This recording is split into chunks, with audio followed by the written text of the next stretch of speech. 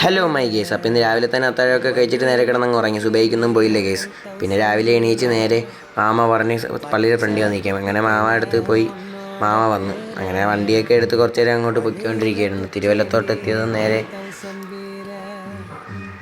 സമൂസ എടുക്കാനുള്ള വീടെത്താറായി കേസ്. അങ്ങനെ വീട്ടിൽ കയറി അങ്ങനെ സമൂസയൊക്കെ എടുത്തുകൊണ്ടിരിക്കുകയായിരുന്നു.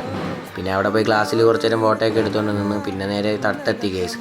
തട്ടെത്തിയിട്ട് സാധനമൊക്കെ അടുക്കി തീർന്ന് മാമാടുത്ത് കുറച്ച് കഥയൊക്കെ അടിച്ച് നേരെ പള്ളിയിലോട്ട് കയറി അസർ നിസ്കരിക്കാൻ വേണ്ടി. അങ്ങനെ പള്ളിയിൽ കയറി കുറച്ച് നേരം ഇരുന്നപ്പോൾ ആച്ചി വന്നു. ആച്ചിയിട്ട് സംസാരിച്ചുകൊണ്ടിരിക്കുകയായിരുന്നു. ഇതാബു പിന്നെ ഒരു തട്ടിൽ പോയി ബാസ് ബോർഡ് വാങ്ങാണ്ടായിരുന്നു. പിന്നെ അതൊക്കെ വാങ്ങിച്ചിട്ട് വന്ന് മാമാടുത്ത് കുറച്ച് നേരം കഥയൊക്കെ അടിച്ചുകൊണ്ടിരിക്കുകയായിരുന്നു. മാമ ഭയങ്കര ദേഷ്യത്തിലായിരുന്നു. പിന്നെ മാമയെ സോൾവ് ആക്കാൻ വേണ്ടി കുറച്ച് നേരം സംസാരിച്ചുകൊണ്ടിരുന്നിട്ട് നേരെ പള്ളിയിൽ കയറി നോമ്പ് തുറക്കാൻ വേണ്ടി. അങ്ങനെ നോമ്പൊക്കെ തുറന്നിട്ട് നേരെ കണക്ക് കൊടുക്കാൻ വേണ്ടി ഹാരിസിൻ്റെ വീട്ടിലോട്ട് വന്നു. അത് കഴിഞ്ഞ് നേരെ താത്താക്ക് വിശക്കണമെന്ന് പറഞ്ഞപ്പോൾ ഹോട്ടലിലോട്ട് പോയി.